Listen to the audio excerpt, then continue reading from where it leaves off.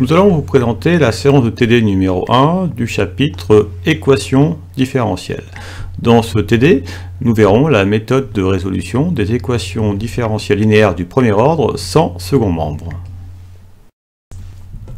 Remarque, dans ce chapitre, on notera y, y' seconde au lieu de y de t, y' de t, y seconde de t pour alléger la notation. Ainsi, dans cette équation différentielle, au lieu de y', nous devrions noter y' de t. Au lieu de y, nous devrions noter y de t. Mais nous ne notons pas afin d'alléger la notation.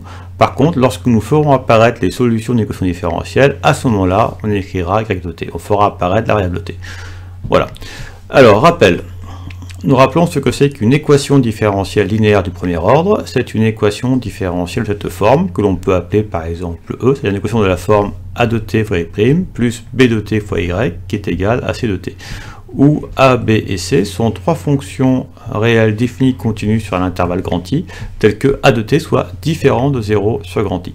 Alors comme A de t est différent de 0 sur grand I, on va pouvoir diviser cette équation par A de t afin d'obtenir l'équation réduite. C'est-à-dire ce qu'on veut, c'est avoir un 1 en facteur d'y'.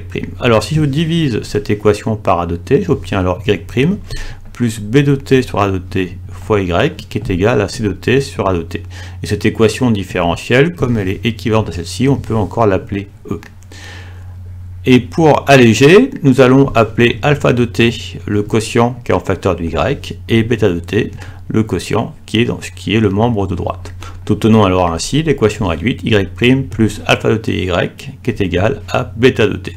Et cette équation est équivalente à celle-ci, donc on peut aussi l'appeler E. Exemple, nous considérons l'équation différentielle E définie par y' plus 2ty égale 5t pour t appartenant à grand I égale grand R. Nous pouvons remarquer que cette équation différentielle E est une équation différentielle linéaire du premier ordre et c'est même une équation réduite. Nous avons ici donc le coefficient de y' qui est à 1.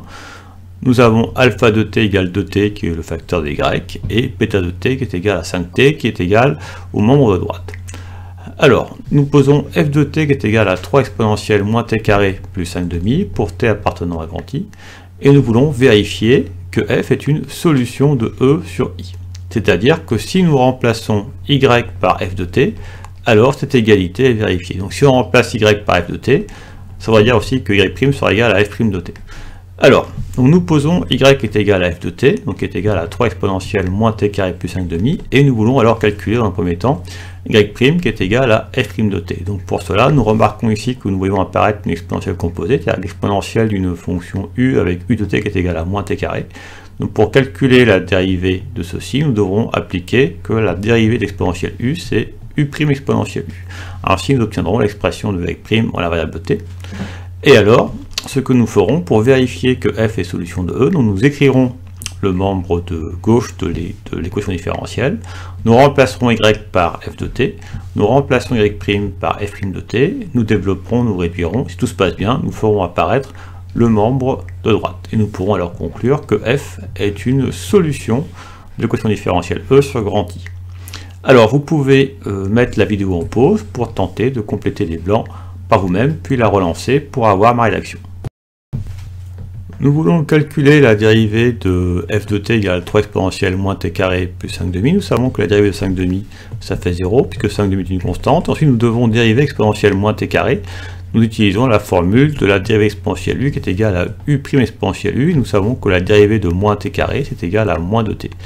Nous arrivons ainsi à dire que f' de t est égal à 3 fois moins 2t fois exponentielle moins t carré plus 0. C'est-à-dire que y' est égal à moins 6t fois exponentielle moins t carré. Alors, nous écrivons le membre de gauche de l'équation différentielle, nous remplaçons y' par f' de t, c'est-à-dire par moins 6t exponentielle moins t carré, nous remplaçons y par f de t, c'est-à-dire par 3 exponentielle moins t carré plus 5 demi. Nous avons distribué le 2t, donc 2t fois 3 exponentielle moins t carré, ça nous fait 6t exponentielle moins t carré, et 2t fois 5 demi, ça nous fait 5t. Nous remarquons que les deux premiers termes s'annulent, donc il me reste que 5t. Ainsi, j'ai établi que y' plus 2t est bien égal à 5t si je remplace y par f de t. Donc f est une solution de E sur I. Alors, lorsque je dis que f est solution d'une équation différentielle E sur I, c'est pour dire en fait que la variable t appartient à l'intervalle grand I. C'est-à-dire que f est définie sur l'intervalle grand I. Exercice. Nous considérons l'équation différentielle E définie par y' plus sinus ty est égal à 4 sinus t pour t appartenant à i égale grand R. Nous posons f de t qui est égal à 2 exponentielle cos t plus 4 pour t appartenant à grand I. Et nous voulons vérifier que f est une solution de l'équation différentielle E sur grand I. Alors pour cela, nous devons vérifier que si nous remplaçons y par f de t, cette égalité sera bien vérifiée. Alors on pose y est égal à f de t, c'est-à-dire est égal à 2 exponentielle cos t plus 4. Nous calculons alors y' qui est égal à f' de t en dérivant cette expression. Encore une fois, nous devrons utiliser que la dérivée de l'exponentielle u est égale à u' exponentielle u. Nous obtiendrons alors l'expression en t de y'. Et alors, nous écrirons donc le membre de gauche, y' plus sinus ty, nous remplacerons y' par f' de t, nous remplacerons y par f de t, nous développerons, nous réduirons, si tout se passe bien, nous arriverons à 4 sinus t, et nous pourrons alors conclure que f est une solution de l'équation différentielle E sur grand I. Alors vous pouvez mettre cette vidéo en pause, vous pouvez donner le temps de compléter les blancs, puis la relancer pour avoir ma rédaction. Nous voulons calculer la dérivée de f de t est égale à 2 exponentielle cos t plus 4. Nous savons que la dérivée de 4, ça donne 0. Nous savons que la dérivée de exponentielle cos t, donc ça va être de la forme u' exponentielle u avec u qui est égal à cos t, c'est-à-dire que u' qui est la dérivée de cos t est égal à moins sinus t. Ainsi nous obtenons que f' de t est égal à 2 fois moins sinus t exponentielle cos t plus 0, c'est-à-dire que y' qui est égal à f' de t est égal à moins 2 sinus t exponentielle cos t. Ensuite, nous écrivons y' plus sinus ty, nous remplaçons y' par f' de t, c'est-à-dire par moins 2 sinus t exponentielle cos t, et nous remplaçons f de t par son expression qui est 2 exponentielle cos t plus 4. 2 exponentielle cos t plus 4.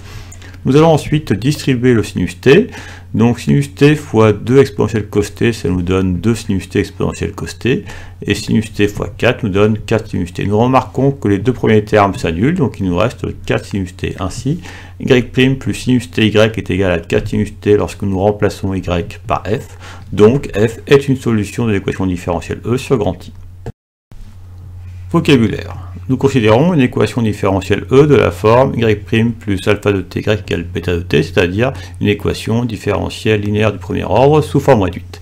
Alors nous appelons ESSM, l'équation sans second membre, c'est-à-dire l'équation obtenue en mettant le second membre de E à 0. Et cette équation différentielle, nous pourrons l'appeler par exemple E0. Nous appelons donc EASM l'équation avec second membre, c'est-à-dire l'équation différentielle E en gardant le second membre.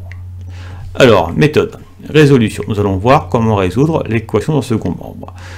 Alors, résolution de l'équation sans second membre sur l'intervalle grand I, c'est-à-dire l'équation E0, y' plus alpha de t égale 0. Alors, on recherche une fonction réelle phi, telle que phi' de t soit égal à alpha de t sur grand I, où alpha de t est le facteur de y. Alors, les solutions de l'équation sans second membre sont les fonctions de la forme y égale lambda exponentielle moins phi de t, avec lambda qui est une constante réelle.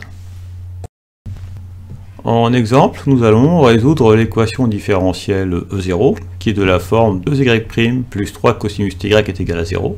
Nous remarquons que ceci est une équation différentielle linéaire de premier ordre sans second membre, puisque le second membre est nul. Et donc nous voulons résoudre E0 pour t appartenant à égale grand R. Nous allons vous présenter la démarche. Nous commençons par réduire l'équation. Effectivement, le facteur de y' est 2 et nous voudrions qu'il soit égal, nous voudrions que le facteur de y' soit égal à 1. Donc pour cela, nous allons diviser l'équation par 2, c'est-à-dire nous allons la multiplier par 1,5. Alors si nous multiplions par 1,5 terme à terme, 2y' fois 1,5 nous donne y', et 3 cosinus ty fois 1,5 nous donne 3,5 cosinus t. Nous obtenons ainsi une équation réduite, et nous remarquons que le facteur de y est alpha de t qui est égal à 3,5 cosinus t. Nous pouvons alors appliquer la méthode vue précédemment, c'est-à-dire nous allons chercher une fonction réelle phi telle que phi' de t soit égal, à alpha de t, c'est-à-dire à 3,5 cosinus t, c'est-à-dire que phi est une primitive de 3,5 cosinus t. Donc ça vous savez faire, vous pouvez donner une primitive de 3,5 cos t et ainsi proposer une expression pour phi de t.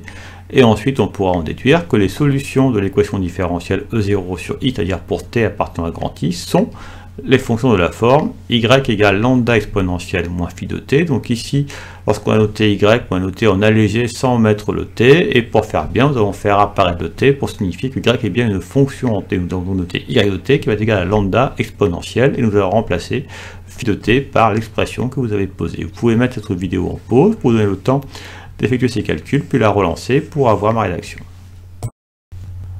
Nous savons qu'une primitive de cosinus t est sinus t, donc une primitive de 3,5 cosinus t est 3,5 sinus t. Ainsi, phi de t égale 3,5 sinus t est bien une primitive de alpha de t, donc cette expression convient. Alors nous savons que les solutions de E0 sur i sont les fonctions de la forme y égale lambda exponentielle moins phi de t, c'est-à-dire y de t, si je fais apparaître le t, qui est égal à lambda exponentielle, donc moins phi de t, moins 3,5 sinus t, avec lambda qui est une constante réelle.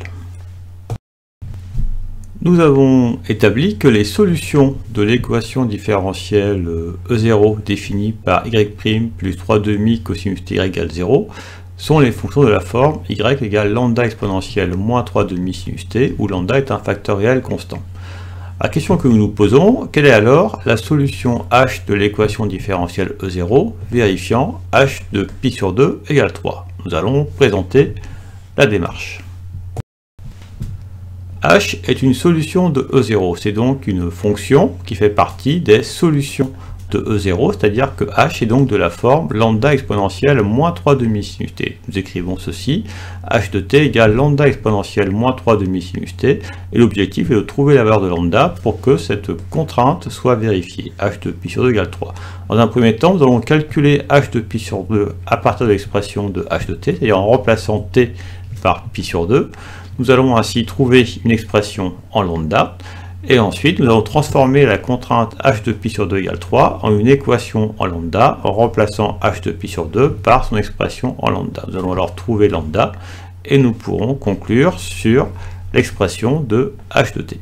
Alors, vous pouvez mettre la vidéo en pause pour vous donner le temps de compléter les blancs, puis la relancer pour avoir ma rédaction. Nous avons h de t qui est égal à lambda exponentielle moins 3,5 sinus t. Donc h de pi sur 2 est égal à lambda exponentielle moins 3,5 sinus pi sur 2.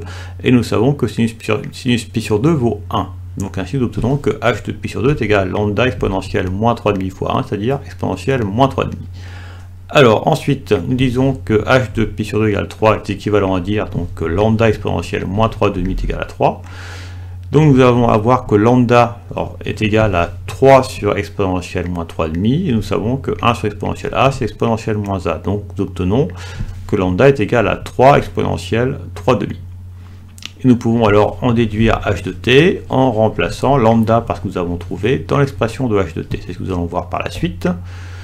Donc nous avons établi que lambda est égal à 3 exponentielle 3,5. Nous avons posé que h de t est égal à lambda exponentielle moins 3,5 sinus t.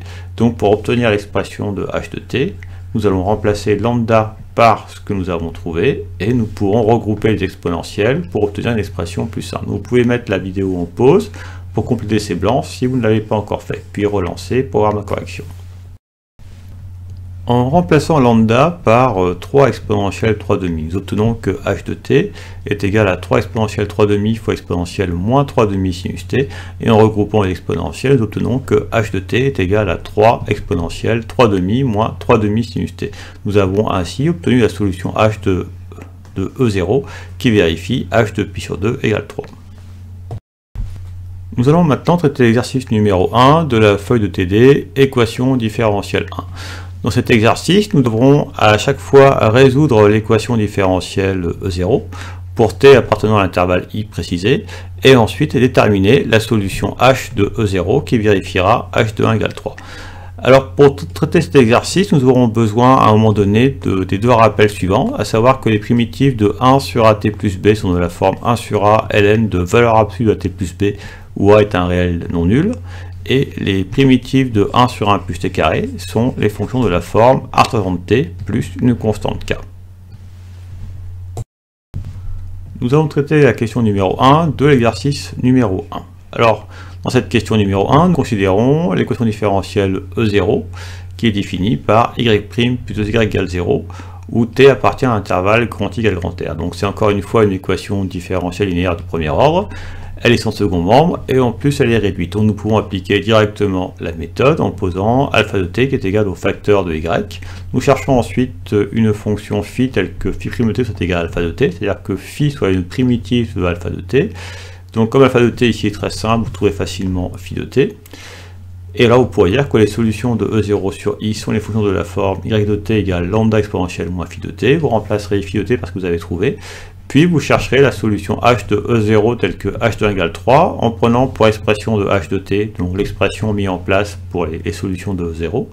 Et après ça, vous calculerez h de 1 à partir de l'expression et vous transformerez alors la contrainte h de 1 égale 3 en une équation lambda. Une fois que vous aurez trouvé lambda, vous pourrez conclure sur l'expression de h de t. Donc vous pouvez mettre cette vidéo en pause pour vous donner le temps de combler les blancs, puis relancer la vidéo pour avoir ma rédaction. Nous remarquons que alpha de t, le facteur de y, est égal à 2. Ainsi, nous cherchons une fonction phi telle que phi' de t soit égal à 2, c'est-à-dire nous cherchons une primitive de 2. Nous remarquons que phi de t égale 2t convient, donc nous trouvons que les solutions de E0 sont de la forme y de t égale lambda exponentielle moins 2t. Ensuite, nous cherchons une solution h de E0 telle que h de 1 égale 3, donc nous posons h de t égale lambda exponentielle moins 2t. Nous calculons h de 1, à partir de cette expression, nous trouvons que h de 1 est égal à lambda exponentielle moins 2 en remplaçant t par 1.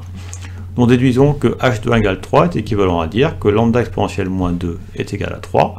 Nous trouvons alors que lambda est égal à 3 sur exponentielle moins 2, et 3 sur exponentielle moins 2, c'est aussi 3 fois exponentielle 2. Nous pouvons conclure alors sur l'expression de h de t en remplaçant lambda par 3 fois exponentielle 2, ainsi h de t est égal à 3 fois exponentielle 2 fois exponentielle moins 2t. Et en regroupant l'exponentielle, nous trouvons donc que h de t est égal à 3 fois exponentielle 2 moins 2t. Nous avons ainsi trouvé la solution h de E0, vérifiant h de 1 égale 3. Nous allons traiter la question numéro 2. Dans cette question, nous considérons l'équation différentielle E0 définie par 3y' plus 4y égale 0. Donc c'est bien une équation différentielle linéaire de premier ordre sans second membre, mais elle n'est pas réduite. Alors pour la réduire, nous allons multiplier par 1 tiers, ainsi le coefficient de y' sera bien égal à 1, et nous appellerons alpha de t le facteur de y. Nous chercherons ensuite une fonction phi qui sera une primitive de la fonction alpha. Une fois cette fonction phi trouvée, nous pourrons alors dire que les solutions de E0 sont les fonctions de la forme y de t égale lambda exponentielle moins phi de t. Nous remplacerons phi de t parce que nous avons trouvé. Nous pourrons alors chercher une solution h de E0 telle que h de 1 égale 3. Pour ça, nous poserons h de t qui sera égal à l'expression générale trouvée pour les solutions de E0. Nous calculerons h de 1 pour avoir une expression en lambda, et après ça, nous transformerons la contrainte h de 1 égale 3 en une équation en lambda. Nous trouverons lambda, et ensuite nous pourrons en déduire l'expression de h de t. Vous pouvez mettre cette vidéo en pause pour vous donner le temps de compléter les blancs, puis la relancer pour avoir ma correction. Nous multiplions cette équation différentielle par 1 tiers, donc 3y' fois 1 tiers nous donne bien y', et 4ty fois 1 tiers nous donne 4t sur 3 fois y. Nous posons alpha de t égale 4t sur 3, nous cherchons une fonction phi qui soit une primitive de 4t sur 3, et nous trouvons que phi de t est égal donc à 2t carré sur 3, convient effectivement, puisqu'une primitive de t est t carré sur 2, et t carré sur 2 fois 4 donne bien 2t carré. Donc nous trouvons que phi de t égale 2t carré sur 3, nous déduisons que les solutions de E0 sur grand I sont les fonctions de la forme y de t égale lambda exponentielle moins phi de t, c'est-à-dire y de t égale lambda exponentielle moins 2t carré sur 3. Ensuite, où effectivement lambda est une constante réelle. Donc nous cherchons la solution h de E0 telle que h de 1 égale 3. Comme h est solution de E0, nous posons h de t égale donc lambda exponentielle moins 2t carré sur 3. Nous calculons h de 1. Donc si nous remplaçons t par 1, nous trouvons que h de 1 est égal lambda exponentielle moins 2 tiers fois 1 au carré, c'est-à-dire lambda exponentielle moins 2 tiers. Ensuite, nous disons que h de 1 égale 3, si et seulement si, lambda exponentielle moins 2 tiers égale 3, ce qui nous donne que lambda est égal à 3 fois exponentielle 2 tiers. Nous pouvons alors conclure sur l'expression de h de t. Nous savons que h de t est égal à lambda exponentielle moins 2t carré sur 3, et nous remplaçons lambda par l'expression trouvée, ce qui nous permettra de donner l'expression de h de t. Vous pouvez mettre cette vidéo en pause si vous n'avez pas encore traité cette partie, puis la relancer pour avoir ma rédaction. Nous remplaçons lambda par 3 exponentielles de tiers. Nous trouvons ainsi que h de t est égal à 3 exponentielles de tiers fois exponentielle moins 2t carré sur 3. En groupant les exponentielles, nous trouvons que h de t est égal à 3 exponentielles de tiers moins 2t carré sur 3. Et on peut aussi dire que h de t est égal à 3 fois exponentielle 2 moins 2t carré, le tout sur 3. Nous avons ainsi trouvé la solution h de E0 qui vérifie h de 1 égale 3. Nous allons ensuite considérer la question numéro 3 de l'exercice. Nous allons maintenant traiter la question numéro 3. Dans cette question, nous considérons l'équation différentielle E0 définie par 1 plus t fois y' plus y qui est égal à 0, pour t appartenant à l'intervalle i égale l'intervalle ouvert moins 1 plus infini.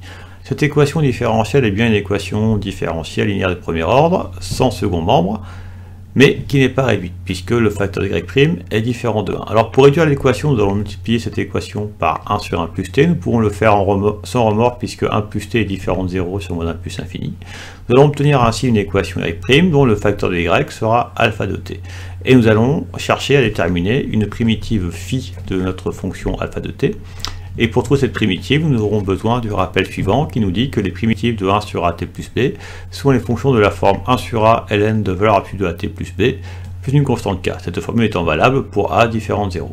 Alors nous obtiendrons ainsi une expression de phi de t où nous verrons apparaître ln d'une valeur absolue.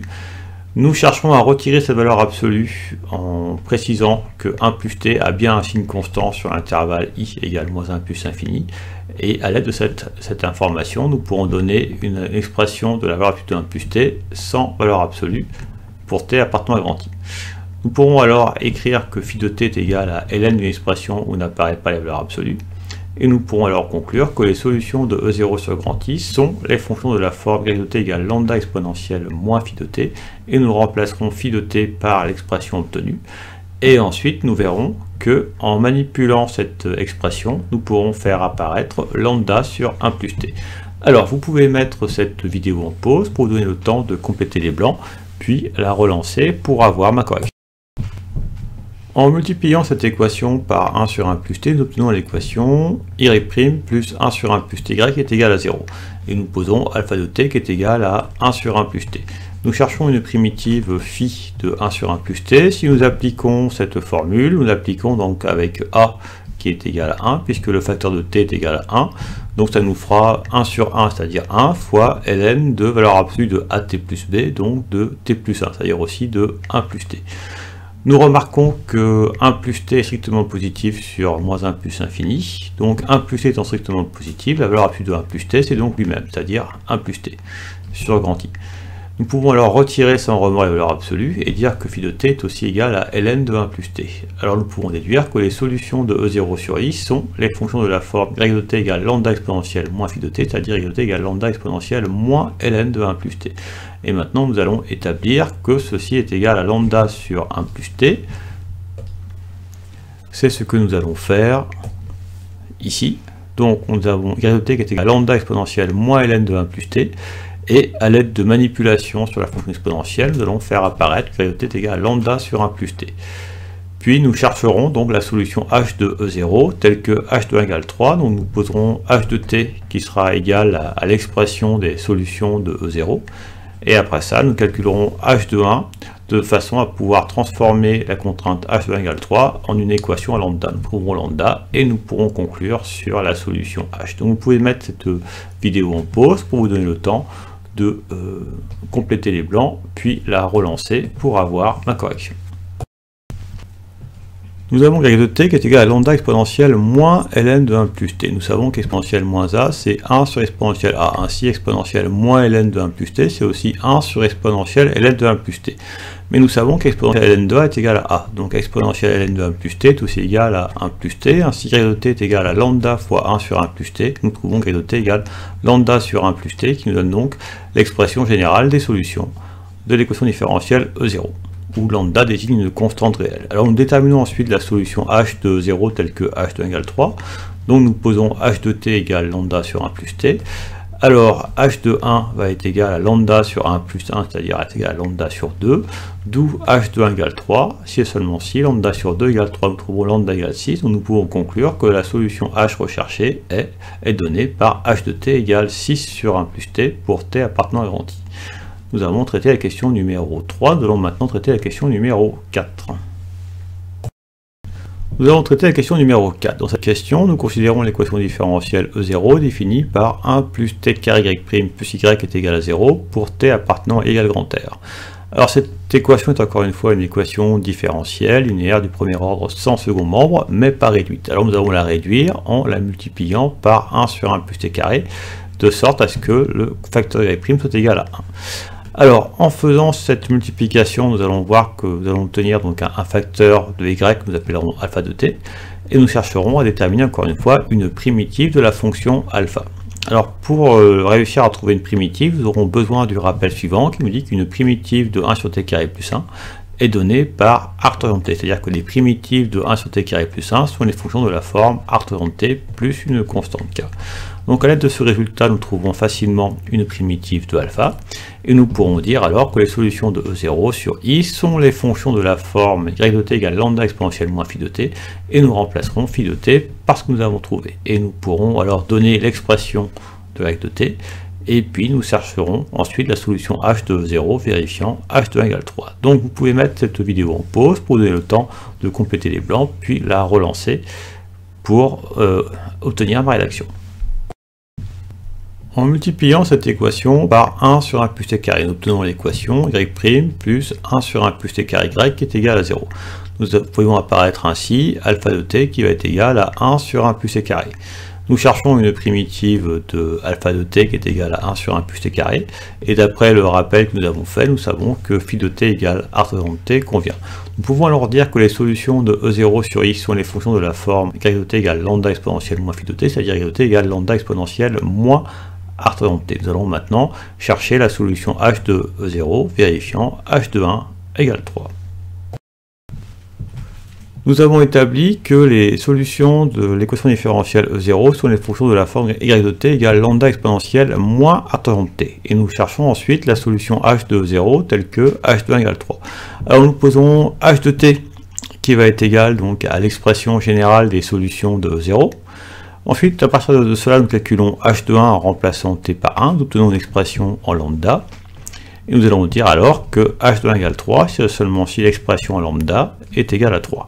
Nous allons pouvoir trouver lambda, et en remplaçant dans h de t, nous aurons alors l'expression de h de t, et nous pourrons regrouper l'exponentielle pour avoir une expression plus simple. Et nous aurons alors résolu la question numéro 4.